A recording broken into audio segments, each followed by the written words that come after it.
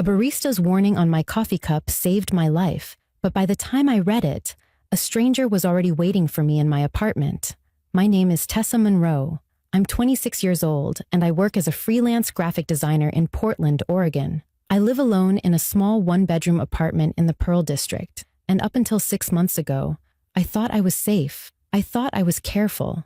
I thought I knew how to protect myself. My older brother Ryan is a police officer. He's 29, and ever since our dad passed away when I was in college, Ryan has taken it upon himself to be my protector. He installed extra locks on my door, taught me basic self-defense moves, and drilled into my head the importance of being aware of my surroundings.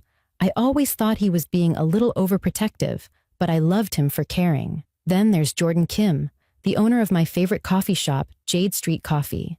Jordan is in her early 30s, has this incredible ability to remember every regular customer's order, and over the past 2 years, she's become more than just my barista. She's become someone I trust. It was a rainy Thursday morning when everything changed. I walked into Jade Street Coffee like I had hundreds of times before.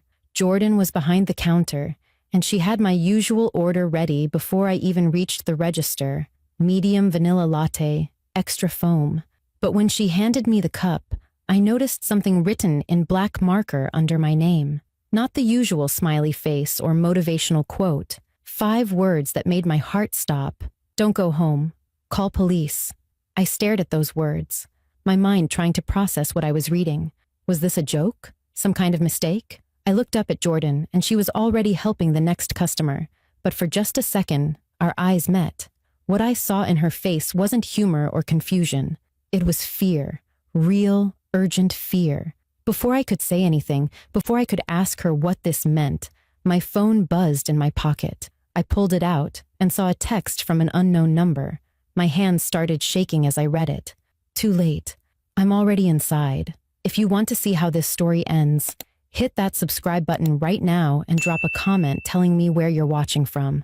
I read every single one. Let me back up and tell you about my life before that morning, so you understand why this was so terrifying. I moved to Portland 3 years ago, right after graduating from art school in California. I wanted independence, a fresh start, a chance to build my career on my own terms. I found a small apartment that I could afford, started building my client list as a freelance graphic designer, and created a life for myself. It wasn't glamorous, but it was mine. My family is back in Beaverton, about 20 minutes away. My mom, Helen, still lives in the house where Ryan and I grew up. After Dad died, Ryan made it his mission to check on both of us constantly. He'd stop by my apartment unannounced, call me multiple times a week, and give me these long lectures about safety. Lock your doors, Tessa. Check your windows. Don't post your location on social media. Be aware of who's around you. I'd roll my eyes and tell him I was fine, that Portland was safe, that he needed to stop treating me like a kid. But Ryan was serious about it. When I first moved into my apartment, he came over with a toolbox and installed deadbolts, a chain lock, and even a doorstop alarm that would go off if someone tried to force the door open. He made me promise to use them every night. And I did, mostly. Sometimes I'd forget, especially if I was tired or had my hands full with groceries. It never seemed like that big of a deal. I'm a creature of habit, which probably sounds boring, but I like routine. It makes me feel organized and in control. Every weekday morning at exactly 8:30, I'd walk 3 blocks from my apartment to Jade Street Coffee. I'd order my vanilla latte from Jordan, find a corner table, work on my laptop for about an hour, then head home to start my workday. I'd been doing this exact routine for 2 years. Jordan knew my order by heart. She'd have it ready before I even got to the counter. We'd chat about weekend plans, new menu items, the weather. It was comfortable, safe, familiar. Jordan runs that coffee shop with her wife, and they've created this warm, welcoming space that feels like a second home to a lot of us regulars. Jordan has this amazing memory for details. She remembers birthdays, asks about projects you mentioned weeks ago, notices when you seem off. That's just who she is. Observant and caring. About a month before that Thursday morning, I started noticing strange things at my apartment. Small things that I initially brushed off. I'd come home and my door would be unlocked, even though I was pretty sure I'd locked it that morning. I'd tell myself I must have been distracted and forgotten. Then I started noticing items moved around. A coffee mug in the sink that I didn't remember using. My bathroom cabinet rearranged slightly. Books on my shelf in a different order than I'd left them. The first few times, I convinced myself I was just being forgetful. I was working long hours on a big project for a client, barely sleeping, stressed out. Maybe I was using things and not remembering. Maybe I was moving stuff around in a tired haze. It happened to everyone, right? But then my mail started arriving already opened. Not obviously ripped, but carefully unsealed and then resealed, like someone had steamed it open. I mentioned it to Ryan one night when he called to check in. His response was immediate. "I'm coming over right now.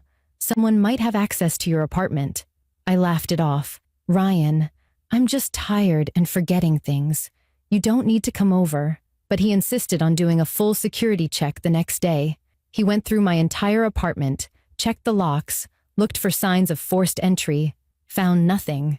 "Maybe you're right," he finally said. "Maybe it's just stress. But promise me you'll call if anything else weird happens." I promised, but I didn't really think anything of it. I was 26 years old, living in a decent neighborhood, in a building with other tenants. Who would be breaking into my apartment? And why? I didn't have anything valuable to steal. It didn't make sense, so I pushed the worry aside and went back to my normal routine.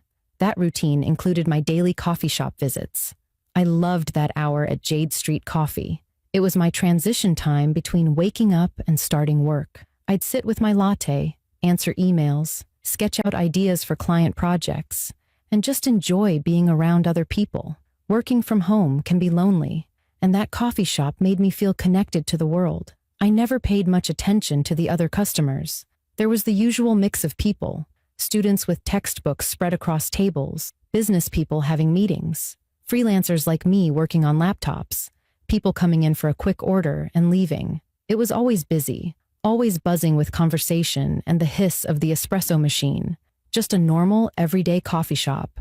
I had no idea that someone in that coffee shop had been watching me, studying me, learning my routine, my schedule, my habits, planning something that would turn my entire life upside down. That Thursday morning started like any other. My alarm went off at 7:45. I got up, showered, got dressed in jeans and a sweater, and left my apartment at 8:25. I locked the door behind me, checked it twice like Ryan had taught me, and walked the 3 blocks to Jade Street Coffee. It was drizzling, typical Portland weather, and I had my hood up and my hands in my pockets. When I walked into the coffee shop, Jordan was at the counter. She saw me come in and gave me a smile, but something about it seemed forced, tight. I didn't think much of it at the time. Maybe she was having a rough morning. She already had my latte ready, sitting on the counter with my name written on the side. "Morning, Tessa," she said, but her voice was quieter than usual. I paid with my card, grabbed the cup, and was about to head to my usual corner table when I actually looked at what was written on the cup. That's when I saw it, under my name, in Jordan's handwriting, but messier than normal, like she'd written it in a hurry. "Don't go home, call police." My brain couldn't process it at first. I just stood there, staring at those 5 words, reading them over and over. This had to be a mistake. Maybe Jordan meant to write this on someone else's cup. Maybe it was some kind of joke I wasn't understanding. I looked up at Jordan, trying to catch her eye, and she glanced at me for just a second before looking away. But in that brief moment, I saw something in her expression that made my stomach drop. She was scared. My phone buzzed in my jacket pocket. I pulled it out with shaking hands and saw a text notification from a number I didn't recognize. No name, just digits. I opened. The message and the words on the screen made the entire coffee shop seem to spin around me. Too late. I'm already inside. Inside? Where? Inside what? My apartment? My heart started pounding so hard I could feel it in my throat. This wasn't real. This couldn't be real. I looked around the coffee shop, suddenly hyper-aware of everyone around me. Were they watching me? Did one of them send this? Was someone here right now, seeing my reaction? My hands were shaking so badly I almost dropped my phone. I set the coffee cup down on the counter because I couldn't hold it steady. Jordan appeared beside me, wiping down the counter with a rag, not looking directly at me. When she spoke, her voice was barely above a whisper. There's a man who's been coming in here for the past 3 weeks. He always sits in the corner table by the window. He never really drinks his coffee. He just watches you. This morning he left right after you walked in, and I heard him on his phone saying something about today's the day and finally getting inside. Tessa, I think he followed you home before. I think he knows where you live. The room started tilting. A man had been watching me for 3 weeks, and I never noticed? What does he look like? I managed to whisper back. Jordan kept wiping the counter, still not making eye contact. Tall, maybe 6 feet. Dark hair, always wears a gray hoodie and glasses. Carries a laptop bag. He sits where he can see the whole coffee shop. I felt like I was going to be sick. Is he here now? Jordan shook her head slightly. No, he left about 5 minutes before you got here. But Tessa, I'm scared for you. Something about him isn't right. I should have said something sooner, but I wasn't sure if I was just being paranoid. Then I heard that phone call this morning, and I knew I had to warn you. I pulled out my phone again, and with trembling fingers, I called the one person I knew would help me. Ryan answered on the second ring. Hey Tessa, what's up? I tried to keep my voice steady, but it came out shaky and panicked. Ryan, I need you. Something's wrong. Jordan says someone's been following me, and I got a text saying someone's inside my apartment. I don't know what to do. There was a pause, then Ryan's voice changed completely. All the casual, brotherly warmth was gone, replaced by his cop voice. Sharp, focused, in control. Where are you right now? Are you somewhere safe? I'm at the coffee shop, Jade Street. Stay there. Do not leave. Stay around people. I'm on my way right now, and I'm calling this in. Tessa, do not go home. Do you understand me? Stay at that coffee shop until I get there. Okay, I whispered. I'll be there in 10 minutes. Stay on the line with me. I stayed on the phone with Ryan, my hand gripping it so tight my knuckles turned white. Jordan brought me a glass of water and sat down across from me at a small table near the back, away from the windows. She kept glancing toward the door like she expected someone to walk in at any moment. My heart was racing so fast I felt dizzy. Ryan kept talking to me, his voice steady and calm, asking me questions to keep me focused. Describe exactly what the text said. Tell me about the things you noticed at your apartment. When did they start? I answered everything mechanically, my brain still trying to catch up with what was happening. Someone had been in my apartment. Someone had been watching me for weeks, and I had no idea who it was. Other customers in the coffee shop were going about their normal morning routines. A woman ordering a cappuccino, a guy in a business suit typing on his laptop, a college student with headphones studying at a corner table. Everything looked so normal, so ordinary, and yet my entire world was falling apart. I wanted to scream at them, to tell them to look around, to pay attention, because danger could be anywhere. But I just sat there, frozen, waiting for Ryan to arrive. Jordan reached across the table and squeezed my hand. I'm so sorry I didn't say something sooner. I kept telling myself maybe I was reading too much into it. He was just another customer. But my gut kept telling me something was wrong. I should have trusted that feeling. My phone buzzed again. Another text from the same unknown number. My stomach turned as I read it. I can see you're scared. You don't need to be. I would never hurt you. I've been taking care of you, making sure you're safe. We're meant to be together. You just don't understand yet. I showed Jordan the message and watched the color drain from her face.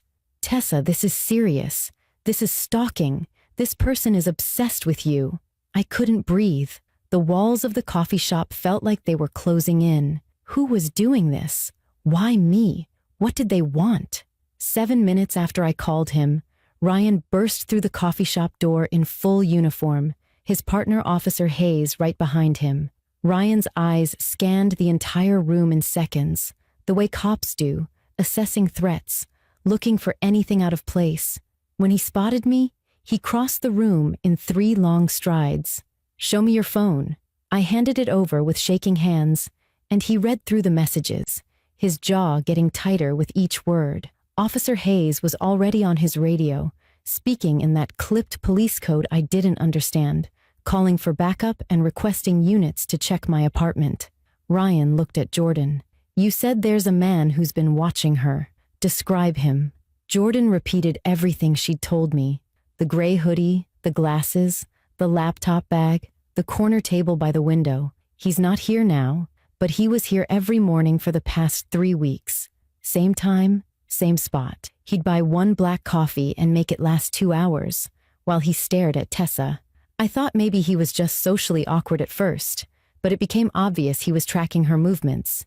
He'd watch when she arrived, what she ordered, where she sat, when she left. Then yesterday, I saw him following her when she walked home. He stayed about half a block behind, but he was definitely following her. Ryan's face went hard. Why didn't you report this? Jordan's eyes filled with tears. I know I should have. I kept second-guessing myself. I didn't want to accuse someone of being a creep if I was wrong. But this morning, when I heard him on that phone call, talking about getting inside and today being the day, I knew I couldn't stay quiet anymore. Ryan's radio crackled to life. It was the officers he'd sent to my apartment. We're at the location. Doors locked, no signs of forced entry from the outside, requesting permission to enter the premises. Ryan looked at me. Do I have your permission to have officers enter your apartment? I nodded quickly. Yes, please. There was a pause, then the radio crackled again. The officer's voice was different this time. Lower, more serious. We're inside. You need to see this. Send Detective Brennan. We've got evidence of habitation. My blood went cold. What does that mean? I asked Ryan. He put his hand on my shoulder, his face grim. It means someone's been living there. The coffee cup slipped from my hand and hit the floor, hot liquid spreading across the tile.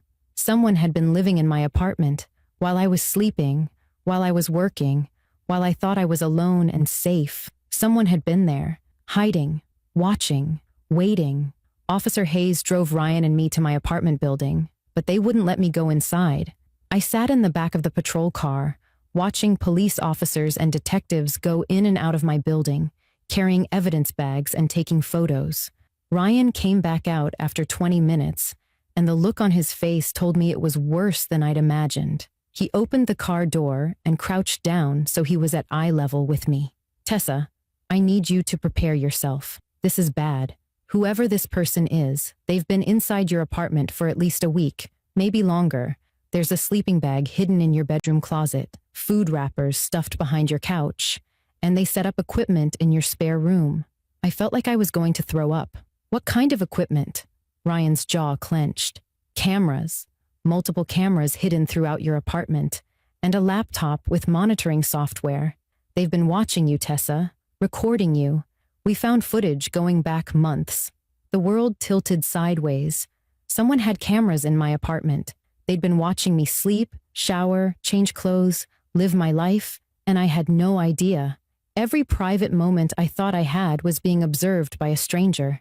I'm going to be sick, I whispered, and Ryan quickly opened the door wider as I leaned out and threw up on the pavement. Detective Lisa Brennan, a woman in her late 40s with sharp eyes and a no-nonsense demeanor, came out of my building carrying a laptop in an evidence bag. She walked over to the patrol car and introduced herself. Ms. Monroe, I'm Detective Brennan. I specialize in stalking cases. We're processing your apartment now, and we're going to find whoever did this. But I need you to come down to the station and answer some questions. We need to build a timeline, figure out who had access to your space, and identify any potential suspects. I could barely form words. Do you know who it is? Brennan shook her head. Not yet, but we will. The laptop they left behind is going to tell us everything we need to know. At the police station, I sat in a small interview room that smelled like old coffee and cleaning solution. Detective Brennan sat across from me with a notepad, asking me question after question. Had I noticed anyone following me? Had I received any strange messages before today? Had anyone asked unusual questions about my schedule? Had I had any repair people or maintenance workers in my apartment recently? I answered everything as best I could, but my mind felt foggy, like I was underwater. This couldn't be real. Things like this didn't happen to people like me. Then Brennan's phone rang. She answered it, listened for a moment, and her expression changed. We have a name, she said, hanging up. The tech team accessed the laptop. It's registered to a Nathan Graves, 34 years old, former IT contractor. Does that name mean anything to you? I shook my head. I'd never heard that name before in my life. Brennan pulled up a photo on her tablet and showed it to me. It was a driver's license photo. A man with dark hair, glasses, ordinary-looking face. Is this the man from the coffee shop? I stared at the photo, and a chill ran down my spine. I'd seen this face before. Not at the coffee shop, but somewhere. Where? Then it hit me. He was at my apartment building. About 2 months ago.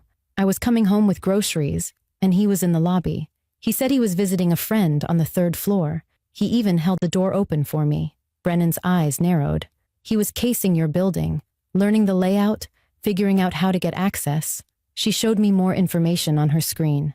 Nathan Graves was fired from his IT job 6 months ago for inappropriate behavior toward a female coworker. No criminal record, but there were complaints. And according to the data on his laptop, he's been obsessed with you for over a year. My hands started shaking again. Over a year. He'd been watching me for over a year, and I never knew. Then my phone buzzed. Everyone in the room tensed. It was another text from the unknown number, but this one was different. It wasn't words. It was a photo of my mother, taken today, walking into the grocery store near her house in Beaverton. The message below it made my heart stop. If I can't have you, I'll take what you love most. The room exploded into action. Detective Brennan grabbed my phone and immediately forwarded the photo to her tech team while simultaneously barking orders into her radio. All units, we have a direct threat against a family member. I need officers dispatched to this address immediately. She rattled off my mother's address in Beaverton while Ryan was already on his phone, calling my mom.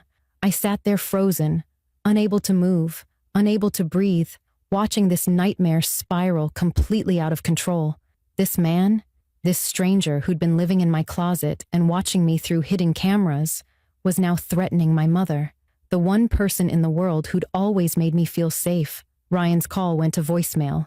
He tried again. Voicemail. She's not answering, he said, his voice tight with barely controlled panic. He was trying to stay calm and professional, but I could see the fear in his eyes. That was his mother, too. Detective Brennan was typing rapidly on her computer, pulling up surveillance footage from the area around the grocery store, coordinating with Beaverton PD, doing everything she could. But all I could think about was my mom walking through that parking lot, completely unaware that some psychopath had her in his sights. I tried calling her myself, my fingers shaking so badly I could barely hit the right buttons. It rang 4 times. Then I heard her voice. "Hi, sweetheart. I'm just doing some grocery shopping." "What's up?" Relief flooded through me so intensely I almost started crying. "Mom, listen to me very carefully. Don't panic, but I need you to go back inside the store right now. Find a manager or security guard and stay with them. The police are on their way. There's a man who's been following me, and he might be near you right now." There was a pause on the other end of the line. I could hear the background noise of the grocery store, the beeping of checkout scanners, the music playing overhead. "Tessa, what are you talking about? What man?" Her voice had shifted from cheerful to concerned. "I don't have time to explain everything, but please, just trust me. Go inside, find someone who works there, and don't go to your car alone. Ryan's on the phone with Beaverton Police right now. They're sending officers to you." I could hear my mother's breathing change, getting faster. She was scared now. Okay, I'm going back inside. I'm at the customer service desk now. There's a manager here. Tessa, are you safe? Where are you?" My voice cracked. "I'm at the police station with Ryan. I'm safe. Just please stay inside until the police get there." Detective Brennan held out her hand for my phone. "Mrs. Monroe, this is Detective Lisa Brennan with Portland PD. Officers from Beaverton will be there in approximately 3 minutes. I need you to stay exactly where you are, inside the store, with other people around you. Do not go outside for any reason. Do you understand?" I couldn't hear my mother's response, but Brennan nodded. "Good. The officers will identify themselves when they arrive. Stay on this line with me." While Brennan talked to my mother, Ryan pulled me aside. His face was pale, his cop composure cracking. This guy is escalating. He's gone from watching you to living in your apartment to threatening mom. We need to stop him before he actually hurts someone. I wiped tears from my face. How? We don't even know where he is. That's when Detective Brennan looked up from her conversation with my mother. Actually, I think we do. My tech team just traced the location of that last text message. It was sent from a phone tower 3 blocks from here. He's close. He's watching the police station right now. The realization hit me like a physical blow.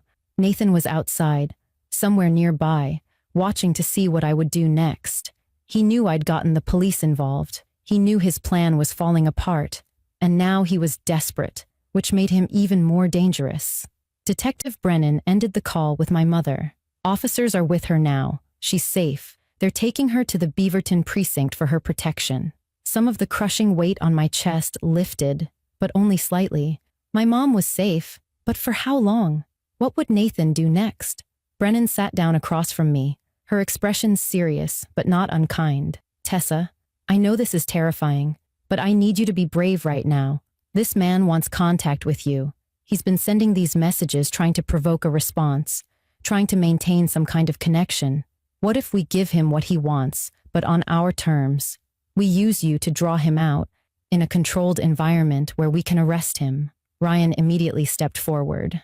No, absolutely not. You're not using my sister as bait. Find another way. I looked at Ryan, then at Brennan. What would I have to do? Brennan leaned forward. We'd have you send him a text message saying you want to meet, that you want to talk and understand why he's doing this. We'd set the meeting in a public place, with undercover officers positioned everywhere. The moment he shows up, we move in and arrest him. You'd never be in any real danger because we'd have eyes on you the entire time. Ryan shook his head. This is insane. He's unstable. What if he has a weapon? What if something goes wrong? Brennan met his eyes. Your sister is already in danger. He knows where she lives, where she goes, her entire routine. He's threatened her mother. We can either wait for him to make another move, or we can take control of the situation now. I thought about my mom, safely surrounded by police officers, but terrified and confused. I thought about Jordan, who'd risked warning me even though she was scared. I thought about the other women Nathan had stalked before me, the ones who never knew they were being watched. If I didn't stop him now, he'd just move on to someone else.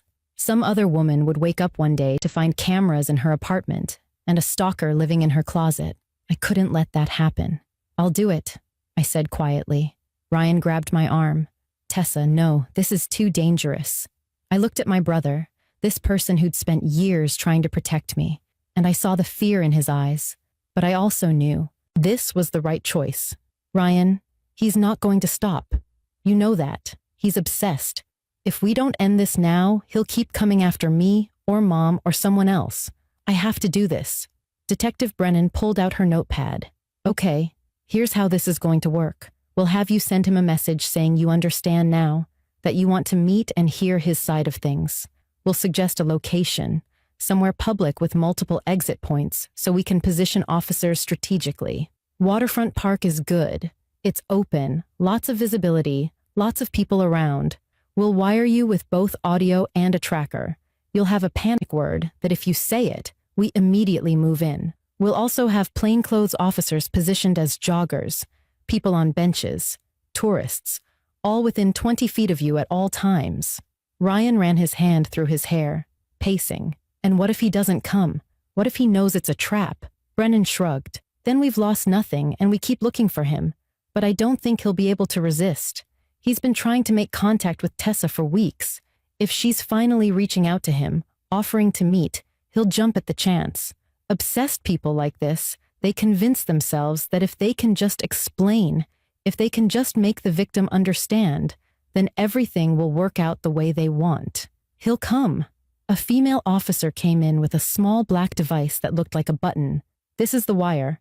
We'll attach it under your shirt. It's voice activated, so we'll hear everything he says. Don't worry about speaking clearly or positioning yourself a certain way. This thing picks up whispers from 10 feet away. She helped me attach the wire, taping it carefully to my collarbone where it wouldn't be visible under my sweater. Another officer brought in a phone. This is a clean phone, untraceable. Use this to send the message. We don't want him tracking your real number any more than he already has. Detective Brennan handed me the phone with a message already typed out. I read it, my hands shaking. You're right. I haven't been fair to you. I didn't see what was right in front of me. I want to meet and talk. I want to understand. Can we start over? It felt wrong typing those words, like I was betraying myself, but I knew it was necessary. Brennan nodded. Send it. I hit send and the message disappeared into the digital void. Now we waited. 30 seconds passed. A minute. 2 minutes. My heart was pounding so hard I could hear it in my ears. Then the phone buzzed. Nathan had responded. I knew you'd come around. I knew you'd see the truth eventually. Where and when? Brennan typed out a response for me. Waterfront Park, by the salmon fountain. 1 hour. Just you and me. Please. I sent it. The response came back almost immediately. I'll be there. Finally, we can be together the way we're supposed to be. Don't bring anyone else. I'll know if you do. Detective Brennan stood up. Okay, we have 1 hour. To get into position. Tessa, you're going to be fine. We won't let anything happen to you. 50 minutes later, I was standing at the edge of Waterfront Park, watching joggers and tourists and people walking their dogs, all going about their normal Saturday routines, with no idea what was about to happen. The sun was out, which felt wrong somehow. This kind of thing should happen in darkness, in shadows, not on a beautiful afternoon with families eating ice cream and kids feeding ducks by the river. Detective Brennan had positioned at least 15 officers throughout the park, all in plain clothes. A woman pushing a stroller, a man reading a newspaper on a bench, a couple taking selfies by the water, a guy throwing a frisbee with his dog. All of them were armed police officers, and all of them were watching me. Ryan had wanted to be one of the undercover officers, but Brennan refused. You're too emotionally involved. If something goes sideways, you'll react with your heart instead of your head, and that could get your sister hurt. So Ryan was back at the command post in an unmarked van 2 blocks away, listening to everything through my wire, probably losing his mind with worry. I touched the small device under my sweater, reminding myself it was there. I wasn't alone. I just had to get Nathan to talk, to confess, to say something incriminating that would put him away for a long time. Then this nightmare would be over. I saw him before he saw me. He was walking along the path that ran parallel to the river, wearing that gray hoodie Jordan had described, his hands in his pockets, looking around like he was searching for someone. For me. My stomach turned. This was the man who'd been sleeping in my closet, who'd installed cameras to watch me in my most private moments, who'd threatened my mother. And he looked so ordinary, just a regular guy you wouldn't look at twice if you passed him on the street. That's what made it so terrifying. Nathan spotted me, and his face lit up with this huge smile, like we were old friends reuniting after years apart. He walked faster, almost jogging, and I had to force myself not to run. Every instinct in my body was screaming at me to get away, but I stayed rooted to the spot by the salmon fountain, my hands clenched into fists at my sides. Tessa, he said, and his voice was soft, almost gentle. I'm so glad you came. I knew you'd understand eventually. I knew you'd see that we're meant to be together. He moved to hug me, and I stepped back quickly. His smile faltered slightly. It's okay. I know this is a lot to process. Let's sit down and talk. We sat on a bench near the fountain, and I made sure to leave space between us, close enough for the wire to pick up his voice, far enough that he couldn't easily grab me. Nathan was staring at me with this intense look, like he was trying to memorize every detail of my face. You have no idea how long I've waited for this moment. To finally be able to talk to you, really talk to you, without barriers or misunderstandings. My voice came out shakier than I wanted. You've been following me. You've been in my apartment. Why? Nathan's expression was earnest, almost hurt that I would even ask. Because I love you, Tessa. I've loved you from the moment I first saw you at that coffee shop 2 years ago. You were sitting by the window working on your laptop, and the sun was hitting your hair just right. And I thought, that's her. That's the one. He leaned forward, and I could smell coffee on his breath. I needed to know everything about you. What makes you happy? What makes you sad? What you're afraid of? What you dream about? So I started watching, learning your routine. And then I realized that the only way to truly know you was to be close to you, to be part of your life, even if you didn't know I was there yet. So I got copies of your keys when you left your bag at the coffee shop that day, remember? You were so distracted, talking on your phone, and your keys were just sitting there in your purse. It only took me 20 minutes to make copies and return them before you even noticed. My skin crawled. He'd stolen my keys months ago. He'd been planning this for months. You installed cameras in my apartment. Nathan nodded enthusiastically, like I was finally understanding something important. I had to make sure you were safe, and I had to learn about you, the real you, the you that you don't show the world. I've watched you dance in your kitchen when you think no one's looking. I've watched you cry over movies. I've watched you sleep, and you're so beautiful when you sleep, Tessa. So peaceful. He reached out to touch my face, and I jerked back. His hand froze in midair, and something flickered across his expression. Annoyance, maybe. Don't be like that. I've been taking care of you. Sometimes I'd clean up after you, organize your things. Remember when your Wi-Fi stopped working and then suddenly started again? That was me. I fixed it for you. I remembered that day. I'd been so frustrated with my internet, and then it just randomly started working again. It hadn't been random. He'd been in my apartment, hiding somewhere, fixing my router while I sat at my desk completely unaware. You've been living in my closet, I said, and I couldn't keep the disgust out of my voice. Nathan didn't seem to notice my tone, or maybe he just didn't care. Only for the past couple weeks. I had everything planned out. I was going to reveal myself gradually, make it seem like we were running into each other by coincidence, let a relationship develop naturally.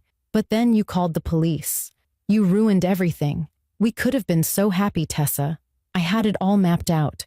Our first real date, our first kiss, our future together, and you destroyed it. His voice was rising now, getting angry, and I saw Detective Brennan in my peripheral vision, dressed as a jogger, moving slightly closer. Why did you send that photo of my mom? I asked, trying to keep him talking. Nathan's jaw tightened. I needed you to understand how serious I am. If I can't have you, then no one can. Not your family, not your friends, no one. That's how much I love you. I'd rather see you dead than with someone else. The words hung in the air between us, and I realized with absolute clarity that this man was completely insane. There was no reasoning with him, no making him see how wrong this was.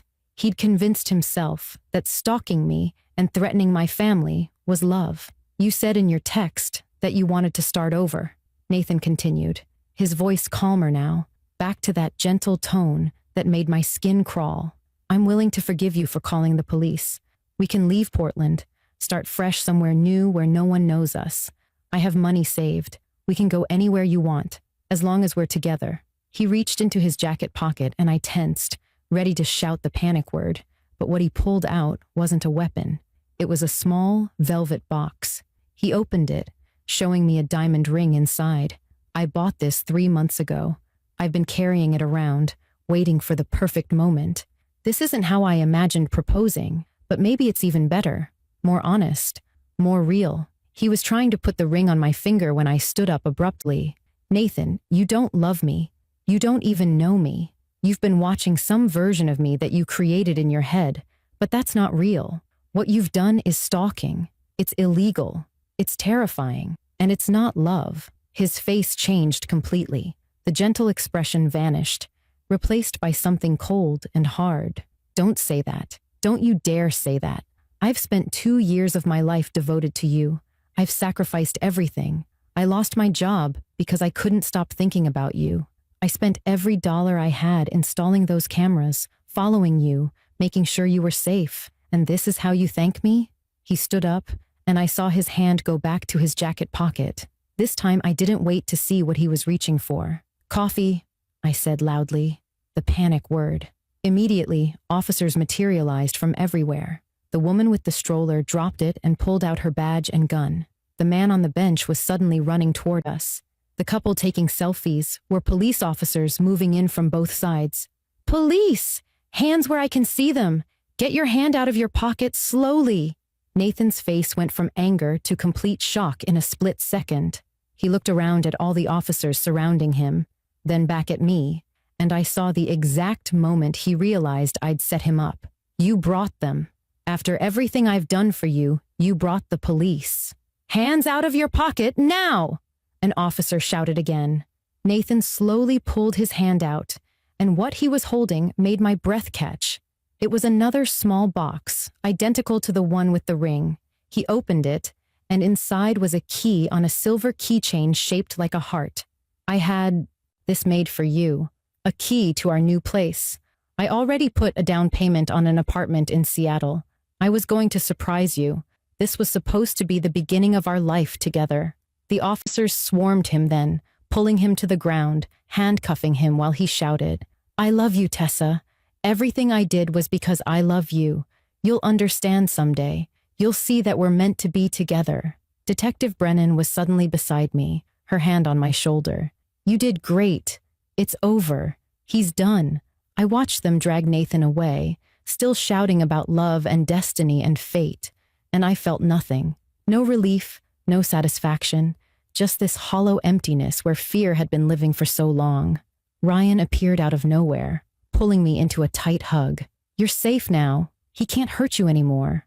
I buried my face in my brother's shoulder and finally let myself cry.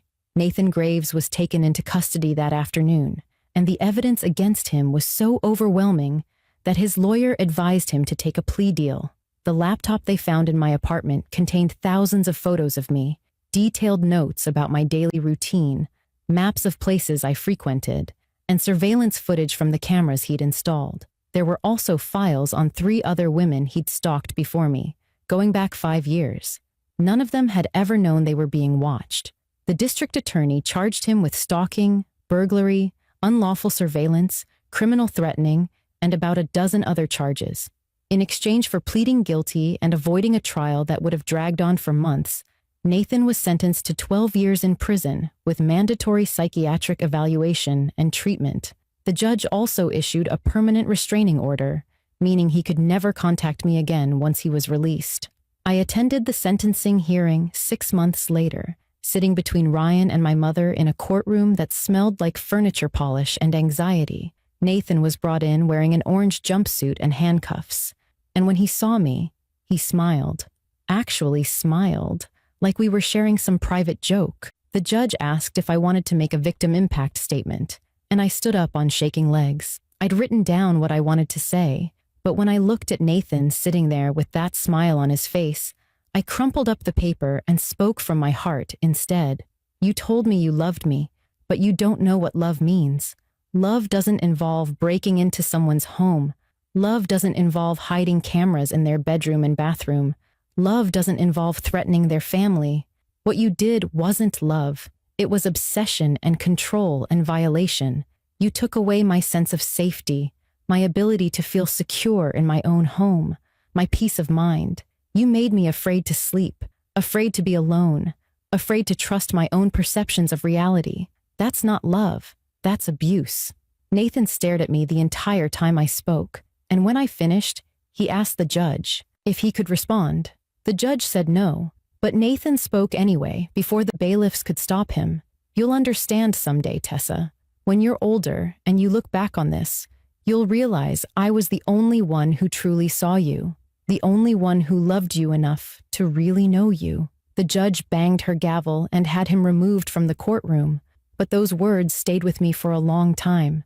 The delusion was so complete, so unshakable, that even facing 12 years in prison, he still believed he'd done nothing wrong. I couldn't go back to my apartment. Even after the police cleared it, even after I had every lock changed and every inch professionally cleaned, I couldn't walk through that door without imagining Nathan hiding in my closet or crouched in my spare room watching monitors. I broke my lease and moved into a new building across town, one with 24-hour security, cameras in every hallway, and a doorman who checked IDs.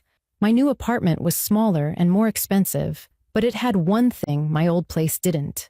It felt safe, or at least, safer. The nightmares took longer to fade. For months, I'd wake up in the middle of the night convinced someone was in my room, that I could hear breathing that wasn't my own. I'd get up and check the closet, check under the bed, check the locks on the doors and windows. sometimes 3 or 4 times before I could calm down enough to try sleeping again. Therapy helped. I started seeing a counselor who specialized in trauma, and she taught me techniques for managing the anxiety and hypervigilance. She helped me understand that what I was experiencing was normal, that my brain was trying to protect me from a threat that no longer existed.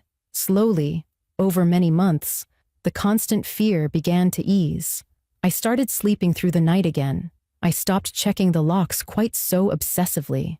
I began to feel like myself again, or at least a version of myself that had survived something terrible and come out the other side changed, but not broken. Jordan and I remained close. She carried enormous guilt about not speaking up sooner, even though I told her repeatedly that she'd saved my life. If you hadn't written that warning on my cup, I would have walked into my apartment with Nathan inside. Who knows what would have happened? You gave me time to call for help. You gave me a chance to survive. We still met for coffee, though I varied which shops I went to and never kept a predictable routine anymore. Jordan understood. She'd started training her staff to watch for signs of stalking or concerning behavior, and she put up resources in the bathroom about what to do if you felt unsafe. Other coffee shops in Portland started doing the same thing. Something good came from something horrible. The 3 other women Nathan had stalked were contacted by Detective Brennan, and hearing their stories was both validating and heartbreaking.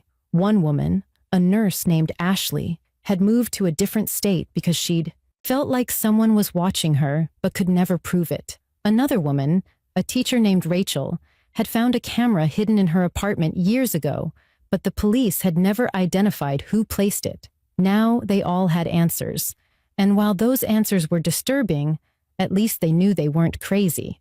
We formed a support group, meeting once a month via video call to talk about recovery and healing. Knowing I wasn't alone in this experience made it easier to bear. Ryan took what happened to me harder than I expected. He'd spent years trying to protect me, teaching me about safety, installing extra locks, and still a predator had gotten to me. I should have listened when you said things felt off, he told me one night when he came to check my new apartment's security. I should have taken it more seriously instead of telling you it was probably nothing. I put my hand on his arm. You couldn't have known. I didn't even fully believe it myself. We're conditioned to ignore our instincts, to not make a big deal, to avoid seeming paranoid. That's not your fault. But I could see the guilt still eating at him, so I made him promise to use what happened to me to help other people. He started teaching self-defense and safety awareness classes specifically focused on recognizing stalking behavior. He wanted other families to be better prepared than we were. My mother took months to feel safe again. She was terrified every time she left her house, convinced Nathan had accomplices who might come after her. It took patient reassurance from both Ryan and Detective Brennan, plus therapy of her own, before she could go grocery shopping without looking over her shoulder every few seconds. We got closer through the whole ordeal, talking on the phone every day, sometimes multiple times a day. She'd call just to hear my voice, to confirm I was okay. I understood. I did the same thing with her. 8 months after Nathan's sentencing, I did something I never thought I'd do. I started speaking publicly about what happened. A local advocacy group asked me to share my story at a conference about stalking and domestic violence, and I said yes. Standing in front of a room full of strangers and talking about the most terrifying experience of my life was harder than I imagined, but it was also freeing. I saw people in the audience nodding, crying, recognizing their own experiences in mine. After my talk, 3 different women came up to me and said they were currently being stalked but hadn't reported it because they weren't sure if they were overreacting. I gave them Detective Brennan's card and urged them to file reports immediately. 2 of them did, and both cases led to arrests. That's when I realized my story could actually help people. I partnered with anti-stalking organizations and started doing regular talks at colleges, community centers, and conferences. I talked about warning signs, about trusting your instincts, about the importance of documenting everything and reporting concerns, even when you're not sure. Stalkers count on you dismissing your own fears, I'd tell audiences. They count on you being polite, not wanting to make a scene, convincing yourself you're being paranoid. But if something feels wrong, it probably is. Your instincts are trying to protect you. Listen to them. The work was emotionally exhausting. but it gave meaning to what I'd survived. I wasn't just a victim anymore.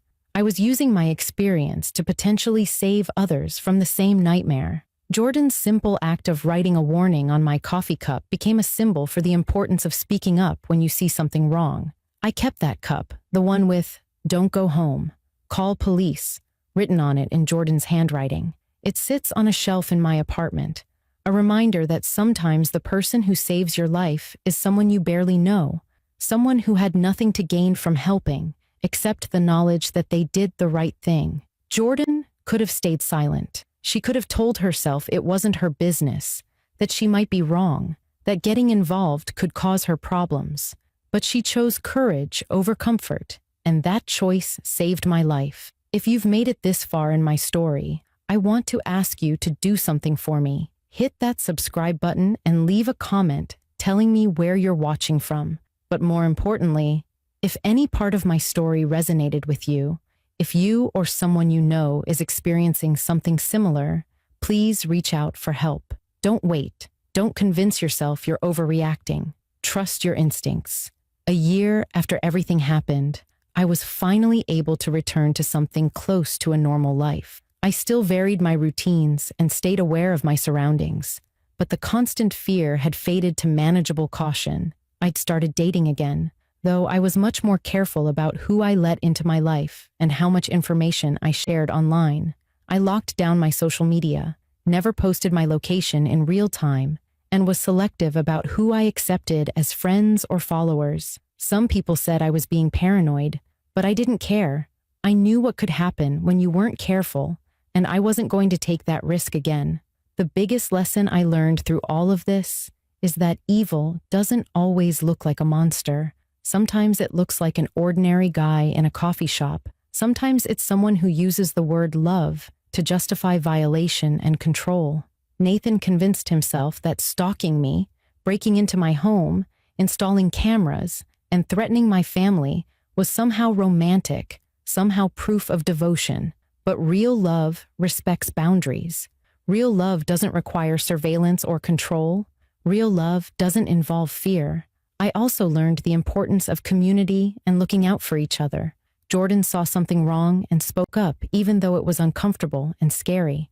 Detective Brennan and her team worked tirelessly to keep me safe and build a case against Nathan. Ryan stood by me through every terrifying moment. My mother provided unconditional support even while dealing with her own trauma. These people, these connections, that's what got me through the darkest time of my life. We protect each other. We speak up when we see something wrong. We believe victims when they come forward. To anyone watching this who might be going through something similar, please know that it's not your fault. You didn't do anything to deserve being stalked or violated.